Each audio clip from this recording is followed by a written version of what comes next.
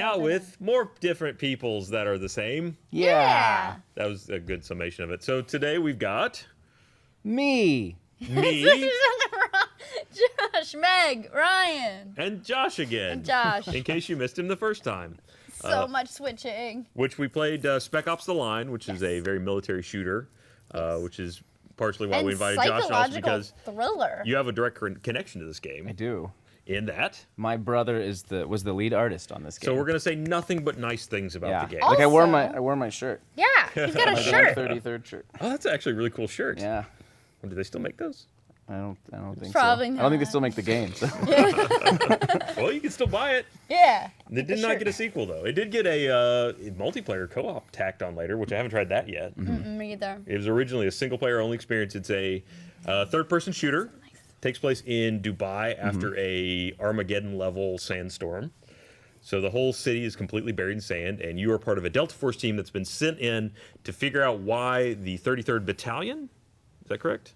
The damned 33rd. Well, they become the damned. Yeah. Did not leave. So they stayed. Their original mission was to evacuate Dubai, and they didn't leave. And so you've got to kind of unravel the mystery of what happens in this game. And there's a pretty severe twist there at the end. Yes. So this is all spoilers always. So Yes. Yeah. For sures. I thought it was interesting. It starts, and then you jump back. And then you're like, okay, Yeah. well, here I am again. And then you continue forward. I thought that was neat. Like, You start off in movies the do that a aerial lot. battle, which is it's also funny because when that scene happens again later, it's a whole part of the psychological kind of tear down that the guy is going through. Because it when you get to that part in the story, he goes, wait, we've done this already. Well, whatever, okay, just keep going. I mean, it kind of just glosses over it, but it's like, there's so many odd, like, psychological cuts that happen from where it starts, where it's just this little three-man team, and they're really, like, hey, how's it doing? And this, hey, you're the funny guy, okay? You're the straight-laced guy. All right, I'm the Delta Force commander. We're all cool. And as it goes on, you like yourself less and less as the decisions. It feels like a very microcosm of the decisions that you are forced to make in the game feel like the right ones at the time, and they're always wrong. Yeah. Is there now? There's several branches. I think you said that it doesn't really matter too much, though. What the? I mean, there's nothing. There's a big choice you can make at the end, which affects the ending. But I mean, throughout, there's little stuff you can do that'll change some things.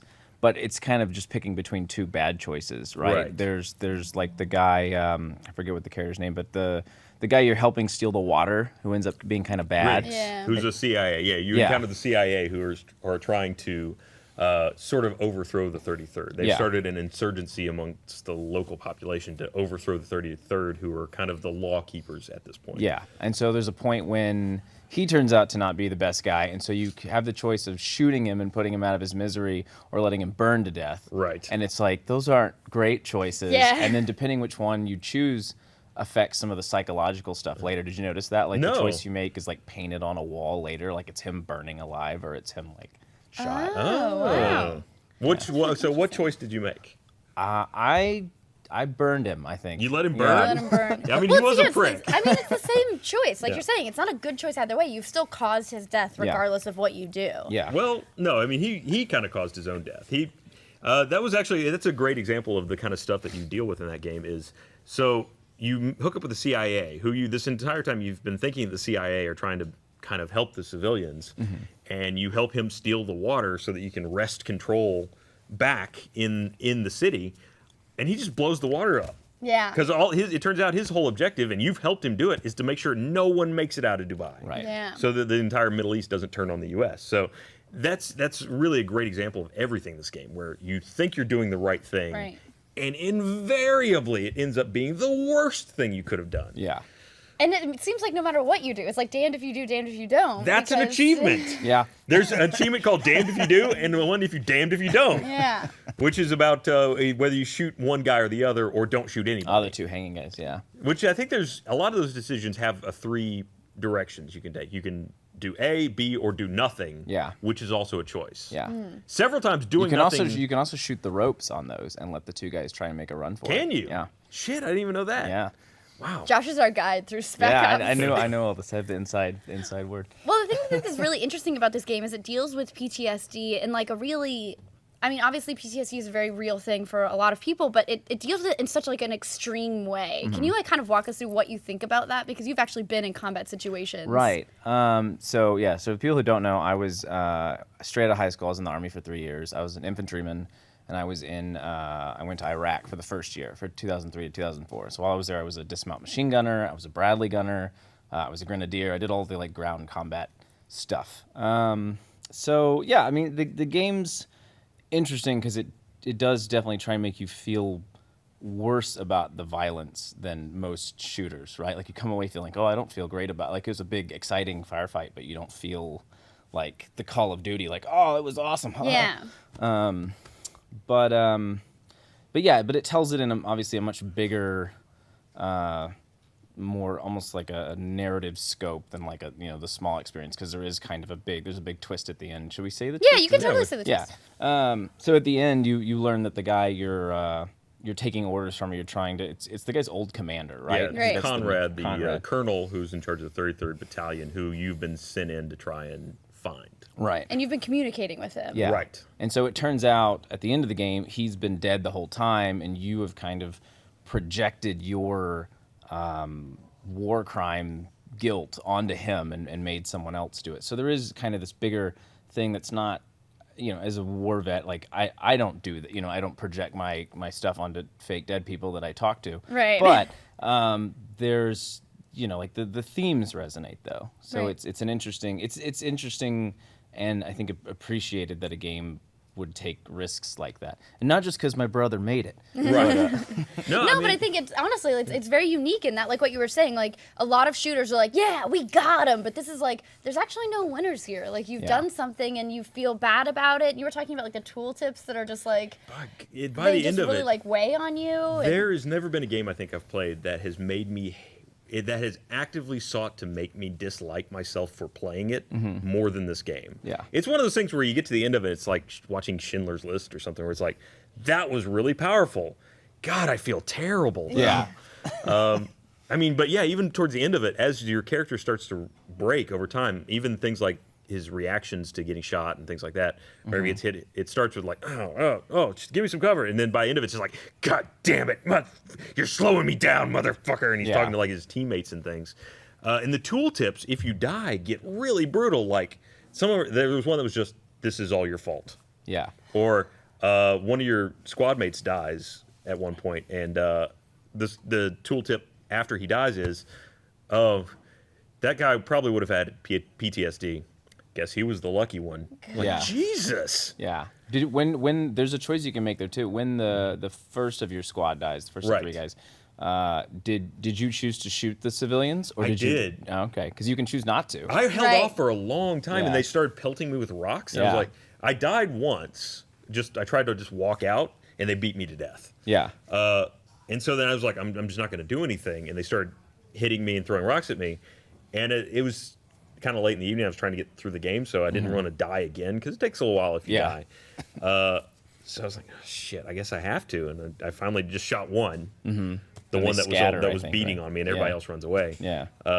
And then I looked at the achievements later and realized that you could have just not done anything, and that would have been okay. They wouldn't have attacked you, or you wouldn't have died from it. Yeah. So, yeah, it's again, the choices in this game are just rough. Yeah. But it does like hit a nerve, right? Like there's a realism to it that makes you appreciate even not having been in a combat situation like that. It gives you a perspective that I don't think any other game gives you of Yeah. that, of like from a civilian perspective. It gives you this kind of like, wow, this is really heavy, and this is something that people actually deal with all the time in our world. Like I thought it was really unique. I really appreciated that about the game. I thought that was really cool. It Yeah. made you hurt. Yeah. Yeah. Well, there's one big thing in it that I when I played through it the first time, I immediately went back to see if I could change, and that's the white phosphorus scene with the God, napalm. Yeah. When you accidentally kill 42 to 47 civilians. Yeah. Yeah. So you so I immediately went back. I was like, can I make a different choice there? Because it's interesting when games make you make choices. Because a lot of times you do the good choice first, then you go back and like, I'm going to play the villain and kill people. But Yeah. like for one, you can't. Like, that scene's, you have to. If you actually try and stay alive in that scene without using it, the bad guys just keep coming. So it's kind of, it forces your hand a little to, like, make a point. But once the point's made, it's like, man, that's not cool. No, exactly. Like, it makes you make that choice. Yeah. And then he says later, like, you made me do this. And then it turns out, like, actually you made yourself do all of these things. Like, I think he says, like, you always have a choice. That kind of thing, like, plays a lot into this game. And so... Which you don't. I mean, that is the one thing about the game, is it is a very linear shooter, and it's all of those things have to happen to advance the game. Right. But, I mean, that's one of those... Sometimes that's a message. It's like, that's what you chose to do. Right. To play the game. You chose to kill those people to see what the next scene was. Yeah. And you know, again, it's a weird, like, meta thing where it's like, I blame on the game for making me do that to play the game. Yeah. In the game, the character is blaming it on a guy that's dead for making him take that action. It's really weird, sympathetic thing going on there. Yeah. And I think that's a tough thing for games in general to do without feeling pretentious. I took actually a writing for games class in college, and like a lot of it, like we'd make these little games, and I always tried to make games that were more story based, but a lot of people would make these kind of political games that weren't any fun. It's like, all I can do is fall off a cliff, and this symbolizes Darfur or something, and you're like, okay, but I wouldn't want to play that game. But then you have a game like this where like it kind of loops you in at first, and then by the time you get to those choices, it's like you don't really have a choice but to go forward. So it's an interesting, I think it was, people have compared it to Heart of Darkness. Like, it was loosely kind of... It is. It's loosely based on Heart, which is like the colonel, whatever, is named Conrad, like Joseph Conrad, who obviously... What was your final choice at the end? So at the very last scene, you find that the colonel's dead. You realize what you've done. Right. And then you pick up a gun, and you have this moment in a mirror where the image of the colonel alive is holding a gun on you, and he's giving you 5 seconds to make a choice. Yeah. And then you can shoot yourself, or you can shoot the image of the colonel, or do nothing, which is what I did. Yeah. And then you get more choices after doing nothing. No, you get dead, is what happens. If you wait the 5 seconds, he shoots you. Oh no! If which you is shoot, you shooting if you yourself. shoot It's the him, Fight Club. yeah. If you shoot him though, then you come get picked up. Mm-hmm. Well, that's why I was curious, because I didn't do that. So I read about it. I there's cheated. there's two endings after that. So if you live, so if you choose to shoot the reflection, you show up and the people come to take you back, and you can either go with them, or you can choose to have one final firefight and fight the soldiers who've come to like take you. Right. So if you shoot the soldiers, they can kill you, but you can also kill all of the soldiers. And then you say the first line from the game again that Conrad says, which is "Welcome to Dubai, gentlemen," and that's how like the game ends. So it's like looped on itself. So it's really, I thought that was really, really neat. Like you get your Fight Club moment, but you also have like beyond that, there's another choice that you can make. now I have to go play that again, but Yeah. it hurts so much to do. I cheated. I was like, what are all the probabilities here? All right, well, that's Spec Ops: The Line. Yeah. Yeah. Actually, a really great suggestion. I really enjoyed. It's a deep game. It's gonna hurt to play it, but it's got a really good message, I think, and it's that war sucks. Yeah. We Then played a don't lot do of it War if you can Sucks avoid it. games. Like this War of Mine, and Yeah, had a lot of those in this. I think we've learned our game club War Bad. War bad. Yeah. Yeah, War bad. I'd agree with that. good. As a field expert, I agree. Josh, do you want to pick our game for next week? We're gonna Can we bring out the cylinder of bring selection? out the cylinder Yeah, of dude. selection.